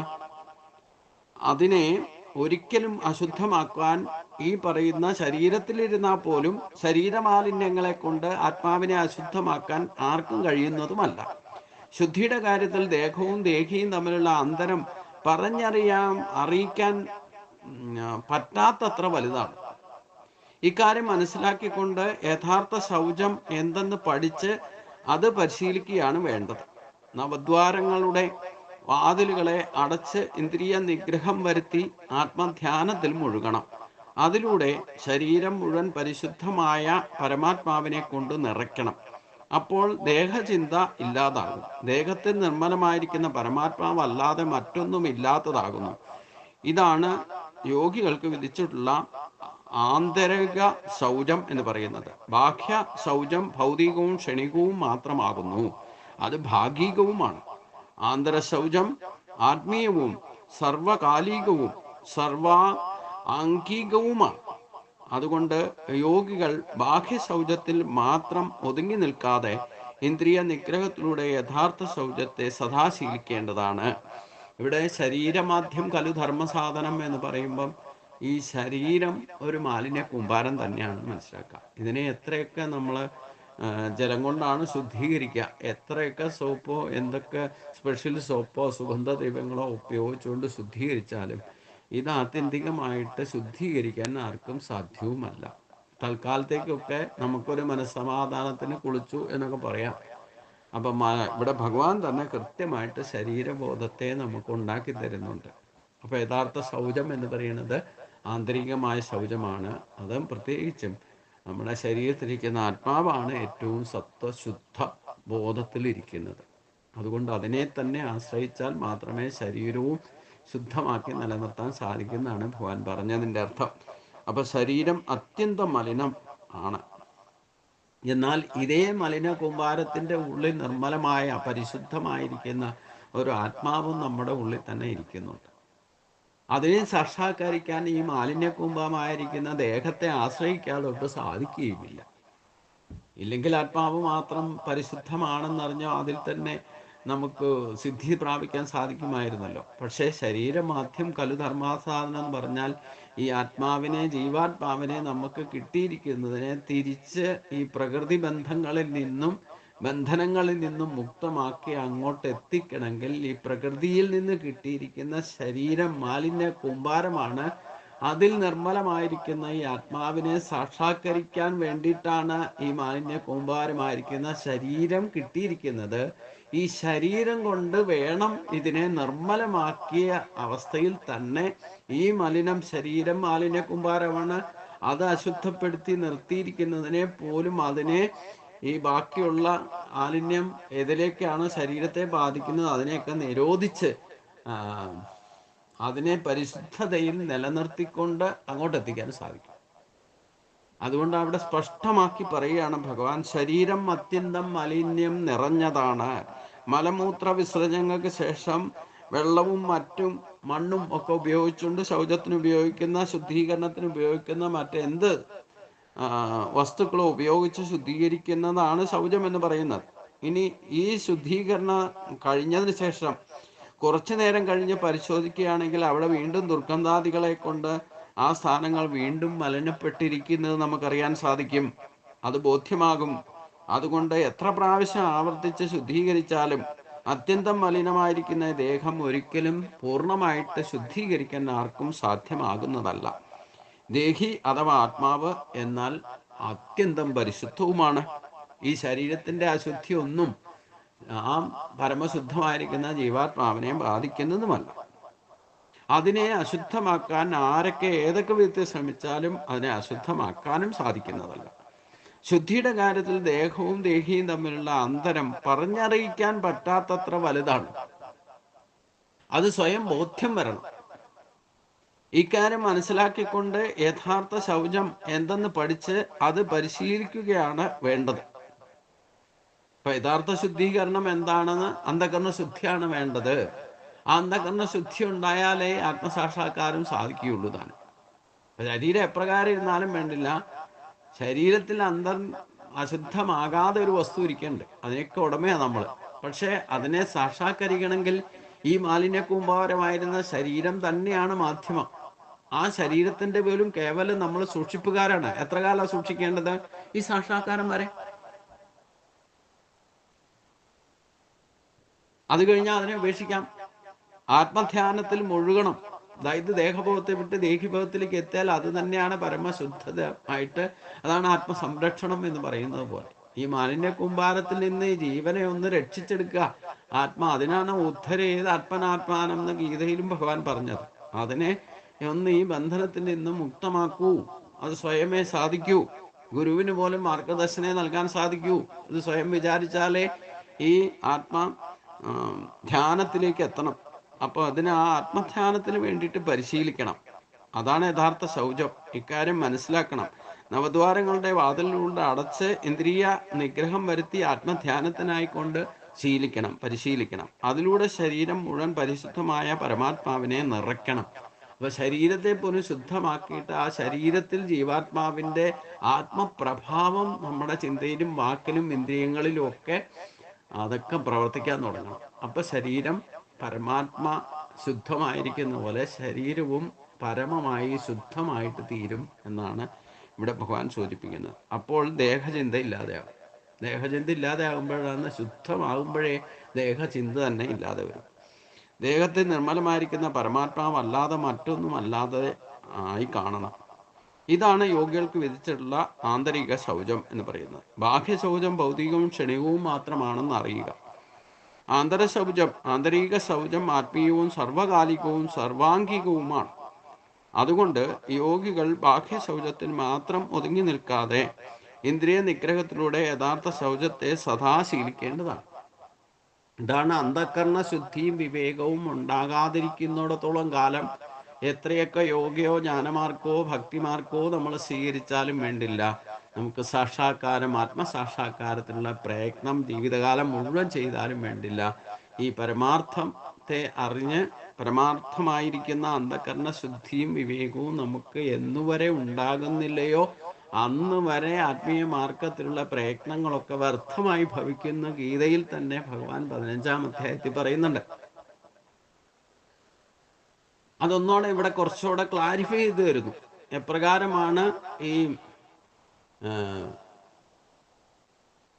ആത്മീയ മാർഗത്തിൽ സഞ്ചരിക്കുമ്പോൾ ബാഹ്യാഭ്യന്തര ശുദ്ധിയെ പറ്റിയൊക്കെ പറയുന്നുണ്ട്. 26 ഗുണങ്ങളിൽ ഒന്നാണ് അകത്തും പുറത്തും ഒക്കെ ശുദ്ധമായിട്ടിരിക്കണം എന്നൊക്കെ പറഞ്ഞതിൻ്റെ കാര്യം. അപ്പോൾ നമ്മൾ ഏത് സോപ്പ് സുഗന്ധദ്രവ്യമുള്ള ചന്ദന സോപ്പ് തേച്ച് കുളിച്ചാലും വേണ്ടില്ല, ശരീരം ആത്യന്തികമായിട്ട് മാലിന്യമാണ്, മാലിന്യത്തിലേക്ക് തന്നെ പോകേണ്ടതുമാണ്. അപ്പോൾ അതിൽ ശുദ്ധമായിരിക്കുന്ന നിർമ്മലമായിരിക്കുന്ന പരിശുദ്ധമായിരിക്കുന്ന ആത്മാവാണ് എല്ലാ കാലത്തും നമുക്ക് ശുദ്ധിയെ നൽകുക. അത് മനസ്സിലാക്കിയാൽ തന്നെ അന്ധകരണ ശുദ്ധി ഉണ്ടാവും. അതുകൊണ്ട് ആ അന്ധകരണ ശുദ്ധി എന്ന് പറയുന്നത് പരമാത്മാവ് എപ്പോഴും ശുദ്ധീകരിക്കപ്പെട്ട് നിർമ്മലമായിരിക്കുന്നതാണ്. അത് ശരീരത്തിൽ മുഴുവൻ പ്രവർത്തിക്കുന്നതായിട്ട് നമുക്ക് ധ്യാനിക്കാൻ സാധിക്കാം. അതാണ് ദേഹബോധത്തിൽ പോലും ആ പരമാത്മാ ചൈതന്യം നിറഞ്ഞു നിൽക്കുന്നതായിട്ട്, പൂർണ്ണമായിട്ട് നിൽക്കുന്നതായിട്ട്, അത് ഒരു പ്രകാശ സ്വരൂപമായിട്ട് ശരീരത്തിൽ പോലും നമുക്ക് കാണാൻ സാധിക്കണം. അത് സാധിക്കണമെങ്കിൽ നവദ്വാരങ്ങളെ അടയ്ക്കണം, അതിനുള്ള പ്രാക്ടീസ് ചെയ്യണം. അപ്പോഴാണ് നമ്മൾ ഈ എനർജി ലെവല്, അന്ധകരണ ശുദ്ധി ഉണ്ടാക്കാൻ ശ്രമിക്കുമ്പോഴും എനർജി ലെവൽ, നമ്മളിപ്പോൾ ഒരു മന്ത്രം ദിവസവും ജപിക്കാൻ തുടങ്ങിയാൽ തന്നെ നമുക്ക് പോസിറ്റീവ് എനർജി ഉണ്ടാകും. അതുകൊണ്ട് ലോസകാരിക്കാൻ വേണ്ടിയിട്ടാണ് ഞാൻ പറയുന്നത്, എന്തെങ്കിലും മാധ്യമം സ്വീകരിക്കുക. ഭഗവാൻ തന്നെ പറയുന്നുണ്ടല്ലോ, ദർഭപുല്ലും ഇല്ലെങ്കിൽ മാന്തോലും ഒക്കെ വിരിച്ചിട്ട് വേണം ധ്യാനത്തിലിരിക്കാൻ. അപ്പം നമുക്ക് ഇന്ന് മാന്തോലും തന്നെ അന്വേഷിച്ച് പോകണ്ട, പക്ഷേ നിലത്ത് ഡയറക്റ്റായിട്ട് ഇരുന്നാൽ ടച്ച്, ശരീരത്തിൻ്റെ ഏതെങ്കിലും ഭാഗം ഭൂമിയിൽ ടച്ച് ചെയ്തുകൊണ്ടായിരിക്കുന്നുണ്ടെങ്കിൽ അവിടെ പോലും എനർജി ലോസ് ഉണ്ടാകും. ഇപ്പം നവദ്വാരങ്ങളിലൂടെ മാത്രമല്ല എനർജി ലോസ്, നമ്മുടെ ഓരോ രോമകൂമങ്ങൾ വരെ എനർജി ലോസ് ഉണ്ടാകും. കാരണം കണ്ടക്ടിവിറ്റി ശരീരത്തിനുണ്ടല്ലോ. അതുകൊണ്ട് കണ്ടക്ടിവിറ്റി ജലത്തിനുമുണ്ട്, ഭൂമിയിലുമുണ്ട്. അതുകൊണ്ട് എർത്തായി പോകും. അതുകൊണ്ട് എനർജി ലെവൽ ലോസ് ആകുന്ന പലതരത്തിലായിരിക്കും. അപ്പോൾ അതുകൊണ്ട് നോൺ കണ്ടക്ടിവിറ്റി ആയിട്ട് എന്തെങ്കിലും വിരിച്ചിട്ട് ജപിക്കാൻ തന്നെ ഇരിക്കാവുള്ളൂ. ജപിക്കുമ്പോൾ തന്നെ പോസിറ്റീവ് എനർജി ക്രിയേറ്റ് ആവും. അത് പലതരത്തിലൊക്കെ ലോസ് ആയിക്കൊണ്ടിരിക്കും. എന്നാലും ദിവസവും ചെയ്തുകൊണ്ടിരുന്നാൽ അതിൻ്റെ എനർജി ലെവല് നമുക്ക് വർദ്ധിച്ചുകൊണ്ടിരിക്കും. പലപ്പോഴും ഒരിക്കൽ ചെയ്തിട്ടുണ്ടാവുന്നതല്ല. അതൊക്കെ ചെയ്ത് കുറേ ലെവലിലെത്തുമ്പോഴാണ് നമുക്ക് ഇത്തരത്തിലൊക്കെ തിരിച്ചറിവ് കിട്ടാൻ പാകത്തിലുള്ള സത്സംഗമൊക്കെ കൃപ കൊണ്ട് ലഭിക്കുന്നത് എന്നുകൂടി മനസ്സിലാക്കണം നമ്മൾ. അപ്പോൾ അതുകൊണ്ട് എനിക്ക് തന്നെ ഒരു ജന്മത്തിലെ കിട്ടിയ യോഗ്യത കൊണ്ടൊന്നുമല്ല ഈ ശരീരത്തിലൂടെ തന്നെ 42 വയസ്സിന് ശേഷം പോലും ഈ വക കാര്യങ്ങൾക്ക് അറിയാൻ സാധിച്ചത് അനേക ജന്മങ്ങളുടെ പ്രയത്നമാണ്. അത് കുറേയൊക്കെ എനർജി ലെവൽ പല സ്ഥലത്തും നമ്മുടെ സംഘദോഷം കൊണ്ടും സമ്പർക്കദോഷം കൊണ്ടും ഒക്കെ എനർജി ലെവൽ ഏതൊക്കെ തരത്തിലാണ് ലോസ് ഉണ്ടാകുന്നതും പ്രതിബന്ധങ്ങൾ ഉണ്ടാകുന്നതെന്ന് പറയാൻ പറ്റില്ല. അതിന് ഒക്കെ എളുപ്പമാർഗം ശരണാഗതി ഭക്തി, യഥാർത്ഥത്തിൽ ഈശ്വരനെ അനന്യമായിട്ട് ശരണം പ്രാപിച്ച് ആ മനസ്സർപ്പിച്ച്, വെറുതെ അർപ്പിച്ചു ഞാൻ നമസ്കരിക്കുന്നുണ്ട് ജപിക്കുന്നുണ്ടെന്ന് പറഞ്ഞിട്ട് അല്ല, പൂർണ്ണമായിട്ട് ശരണാഗതി എന്ത് ചിന്തിച്ചാലും പറഞ്ഞാലും പ്രവർത്തിച്ചാലും എക്കറോഷി യസ്നാശി യജോഷി ദദാശി എന്നൊക്കെ ഭഗവാൻ ഗീതയിൽ പറഞ്ഞു തന്നിട്ടുണ്ട്. അതിലൂടെ എന്ത് ചിന്തിച്ചാലും എന്ത് പറഞ്ഞാലും എന്ത് പ്രവർത്തിച്ചാലും ഒക്കെ ഈശ്വരനുള്ള അർപ്പണമായിക്കൊണ്ട് ചെയ്യുക. അതുകൊണ്ട് പ്രത്യേകിച്ച് ഫലമൊന്നും ഇച്ഛിക്കാതെ ചെയ്യുക. ലോക നന്മയ്ക്ക് വേണ്ടി തനിക്ക് ശാന്തിയും സമാധാനവും ഈശ്വര സാക്ഷാത്കാരവും നേടണം എന്ന ആഗ്രഹമുണ്ടെങ്കിൽ അത് മറ്റുള്ളവർക്കും കൂടെ നേടാനുള്ള ഉദ്ദേശ ലക്ഷ്യം പരിശുദ്ധമായിരുന്ന കുറച്ച് വിശാല ബുദ്ധിയോട് ഇതൊക്കെ ചെയ്യാൻ തുടങ്ങിക്കഴിഞ്ഞാൽ ഈശ്വര കാര്യങ്ങളെങ്കിലും, ബാക്കിയുള്ള കാര്യങ്ങൾ നമ്മൾ പ്രാരാബ്ധം കൊണ്ട് പലതുമൊക്കെ ചെയ്യുന്നുണ്ടാവാം, അപ്പോഴും ഈശ്വര കാര്യങ്ങളിലെങ്കിലും ചിന്തയും വാക്കും പ്രവൃത്തിയും ആ ഒരു കാര്യം ചെയ്യുമ്പോഴെങ്കിലും അത്രയും സമയം അർപ്പണബുദ്ധിയോടെ മനസ്സർപ്പിച്ചുകൊണ്ട് ചെയ്യാൻ സാധിച്ചാൽ തന്നെ ഭാവിയിൽ നമുക്ക് നല്ല കാര്യം ചെയ്യുന്നത് കൊണ്ട് സദ്ഗതി ഉണ്ടാകുമെന്ന് ഭഗവാൻ പറഞ്ഞിട്ടുണ്ടല്ലോ. അതുകൊണ്ട് വയസ്സാം കാലത്ത് ഈ യോഗമൊക്കെ ചെയ്തിട്ട് അതിൽ അഭ്യാസം ചെയ്ത് നവദ്വാരങ്ങളെ അടയ്ക്കാനൊക്കെ ശ്രമിച്ചാൽ അതൊന്നും എളുപ്പം സാധിക്കുന്ന കാര്യമൊന്നുമല്ല. അതൊക്കെ നമുക്ക് പക്വത വരുന്നതനുസരിച്ചുകൊണ്ട് തന്നെ ഒക്കെ അടയുന്ന അവസ്ഥയൊക്കെ ഉണ്ടാവും. അതാണല്ലോ ഭഗവാൻ പറഞ്ഞ് സൂചിപ്പിച്ച് തന്നിട്ടുണ്ട്. അതൊക്കെ തന്നെ അടയുന്നൊരവസ്ഥയൊക്കെ ഉണ്ടാവും. ആ പക്വത വന്നു കഴിഞ്ഞാൽ നിമിഷ നേരം കൊണ്ട് ചിലപ്പോൾ ഇതൊക്കെ ക്ലിക്കാകുകയും ചെയ്യും. അപ്പം നമ്മുടെ കയ്യിൽ തന്നെ സുലഭമായിട്ടുണ്ട്. ഈ പരിശുദ്ധമായ ആത്മാവ് എന്തായാലും നമ്മുടെ കയ്യിലുണ്ടല്ലോ. അത് വെച്ചുകൊണ്ട് ആ ഒരു ലക്ഷ്യം വെച്ചുകൊണ്ട് ആത്മസാക്ഷാത്കാരത്തിന് നിഷ്കളങ്കമായ ഭാവത്തിൽ ശരണാഗതി ഭക്തി കൊണ്ട് കാർപ്പണ്യദോഷോ പകതസ്വഭാവിക പൃച്ഛാമിത്താൻ ധർമ്മ സമൂഢ ചെയ്ത ശ്രേയസ്യ നിശ്ചിതം ബ്രൂഹിതന്മേ ശിഷ്യസ്തേഹം ശാതിമാന്താം പ്രപന്നം എന്ന് അർജുനൻ എപ്രകാരം ശരണം പ്രാപിച്ചു, അതുപോലെ ആ സർവേശ്വരനെ അനന്യമായിട്ട് ശരണം പ്രാപിച്ചുകൊള്ളൂ. പിന്നെ ക്ഷിപ്രം ഭവതി ധർമാത്മാ ശാശ്വശാന്തി നിഗച്ഛതി എന്ന് ഭഗവാൻ തന്നെ പറഞ്ഞിട്ടുണ്ട്. ഈ ഒരു മാർഗത്തിലേക്കുള്ള വഴി തുറക്കുക. പക്ഷെ ഇങ്ങനെയുള്ള ചില കാര്യങ്ങൾ യോഗമാർഗത്തിൽ സഞ്ചരിക്കുന്നവരും അത്ര എളുപ്പമൊന്നുമല്ല. യോഗമാർഗം എന്ന് പറയുന്നതും അത് പരമശ്രേഷ്ഠനായിരിക്കുന്ന ഗുരുവിൻ്റെ കീഴിൽ പ്രാക്ടീസ് ചെയ്യണം എന്ന് ഭഗവാൻ തന്നെ പറയുന്നുണ്ട്. അപ്പോഴും പ്രാക്ടീസ് ചെയ്താലും ഗുരു നമുക്ക് മാർഗദർശനം നൽകി എത്ര പരിശീലനം തന്നാലും വേണ്ടില്ല, ഈ അന്ധകരണ ശുദ്ധിയും വിവേകവും നമുക്ക് എന്നുവരെ ഉണ്ടാകുന്നില്ലേ, അന്ന് വരെ ഈ ശരീരം കൊണ്ട് എന്തൊക്കെ അഭ്യാസം കാണിച്ചാലും ആ പ്രയത്നങ്ങൾക്ക് നിഷ്പ്രയോജനമായി ഭവിക്കുമെന്ന് അദ്ദേഹത്തിലും പരത്തിലും നമുക്ക് സാക്ഷാത്കാരത്തിലേക്ക് എത്തിക്കില്ല. പക്ഷെ പല പ്രാവശ്യം ചെയ്യുമ്പം അഷ്ടാവക്രം തന്നെ ജനങ്ങളോട് പറയുന്നുണ്ട്, ഒരേ കാര്യം 1000 പ്രാവശ്യം ചെയ്താൽ അതിൽ നിനക്കൊരു ദിവസം ശ്രേഷ്ഠത കൈവരും. അതേസമയം 1000 കാര്യങ്ങൾ ഒരു പ്രാവശ്യം ചെയ്യാൻ ശ്രമിച്ചാലോ ഒന്നിനും ശ്രേഷ്ഠത ഉണ്ടാവില്ല. അപ്പം അതേപോലെ നമ്മൾ ശനൈരുപരമേ ബുദ്ധിയാതി ഗൃഹീതേ ആത്മസംസ്ഥം മനഃകൃത്വാ കിഞ്ചിത് വിചിന്ത. ശുദ്ധ മനസ്സോടുകൂടി തുടരെയുള്ള ശ്രമം കൊണ്ട് ഈ ജന്മത്തിൽ അല്ലെങ്കിൽ അടുത്ത ജന്മത്തിലെങ്കിലും നമുക്ക് ശ്രേഷ്ഠമായ മാർഗം ഭഗവാൻ തുറന്നു തരും എന്നതിൽ യാതൊരു സംശയവുമില്ല. അപ്പോൾ ലളിതമായ മാർഗം തന്നെ അവലംബിക്കുന്നതായിരിക്കും നല്ലത്. അത് ശരണാഗതി ഭക്തിയാണ് ഏറ്റവും ലളിതമായ മാർഗം. അതിന് ഈ ശരീരം കൊണ്ട് തന്നെ മാലിന്യ കൂമ്പാരമായിക്കോട്ടെ, എന്നാലും സത്യശുദ്ധ ബ്രഹ്മമാകുന്ന അതിൻ്റെ അംശം നമ്മുടെ ഉള്ളിൽ ജീവാത്മാവായിട്ടിരിക്കുന്നുണ്ടല്ലോ. അതിനെ ഏതൊക്കെ തരത്തിൽ നമ്മൾ മലിനപ്പെടുത്താൻ ശ്രമിച്ചാലും അതിനെ മലിനപ്പെടുത്താൻ സാധ്യമല്ല. അപ്പം അതിന് തത്തുല്യമായ ഭാവത്തിൽ നമ്മുടെ അന്ധകരണം ശുദ്ധീകരിച്ചാൽ മാത്രമേ ഈശ്വര സാക്ഷാത്കാരം സാധിക്കുകയുള്ളൂ. അവിടെയാണ് വിവേകം ഉദിക്കുകയും ചെയ്യുള്ളൂ. അതായത് വിവേകം എന്ന് പറയുന്നത് വിശേഷജ്ഞാനം. അത് അനുഭവത്തിലൂടെ തന്നെ സിദ്ധിക്കണം. വിശേഷജ്ഞാനം അത് ഗുരുവായൂരപ്പൻ്റെ അനുഗ്രഹം കൊണ്ട് ലഭിക്കട്ടെ എന്ന് പ്രാർത്ഥിച്ചുകൊണ്ട് ഈ ഉത്തരഗീത ആദ്യത്തെ അധ്യായം നമുക്ക് ഭഗവാന്റെ തൃപ്പാദങ്ങളെ സമർപ്പിക്കാം. 51-ാമത്തെ ശ്ലോകത്തിൽ ഭഗവാൻ പറയുന്നു, ശ്രീ ഭഗവാനുവാച ഇന്ദ്രിയാണാം നിരോധേന ദേഹേ പശ്യന്തി മാനവ ദേഹേ നഷ്ടേ കുതോ ബുദ്ധിർ ബുദ്ധിനാശേ കുതോ ജ്ഞത താവദേവ നിരോധസ്യാല യാവൽ തത്വം ന വിന്ദതി വിദിതേ പരേ തത്വേ ഏകമേവാനുപശ്യതി നവചിത്ര കൃതാദേഹ സ്രവന്തി ഗളികാ ഇവ നൈവ ബ്രഹ്മന ശുദ്ധം സ്യാല പുമാൻ ബ്രഹ്മന വിന്ദതി അത്യന്തം അലിനോ ദേഹോ ദേഹി അത്യന്ത നിർമ്മല ഉഭയോരന്തരം ജ്ഞാത്വാ കസ്യ ശൗചം വിധീയതേ. ഓം തത്സത്. ഇത് ശ്രീമദ് ഉത്തരഗീതാസു ബ്രഹ്മവിദ്യായാം യോഗശാസ്ത്രേ ശ്രീകൃഷ്ണാർജുന സംവാദേ പ്രഥമോധ്യായ. സർവത്ര ഗോവിന്ദനാമ സങ്കീർത്തനം. ഗോവിന്ദ ഹരിഗോവിന്ദ. ഇനി അധ്യായത്തിൽ ആർക്കെങ്കിലും എന്തെങ്കിലും സംശയം ഉണ്ടെങ്കിൽ ചോദിക്കാവുന്നതാണ്. ഇനി നമുക്ക് ഉത്തരഗീതയും ഭഗവത്ഗീതയും തമ്മിൽ ഈ 1-ാം അധ്യായത്തിൽ ഒരു കമ്പയർ സ്റ്റഡിയും കൂടെ നടത്തിയിട്ടാണ് ഈ അധ്യായം നമുക്ക് പൂർണ്ണമായിട്ട് സമർപ്പിക്കുക. അതിനുള്ള ക്ലാസ്സുകളായിരിക്കും ഇനി അടുത്ത ഒരു ഘട്ടത്തിൽ നടക്കുക. ഓം സ്വസ്തി പ്രജാഭ്യാം പരിപാലയന്താം ന്യായേന മാർഗേണ മഹിം മഹീശാകോ ബ്രാഹ്മണേഭ്യഃ ശുഭമസ്തു നിത്യം. ലോകാ സമസ്താ സുഖിനോ ഭവന്തു. ലോകാ സമസ്താ സുഖിനോ ഭവന്തു. ഓം ശാന്തി ശാന്തി ശാന്തി.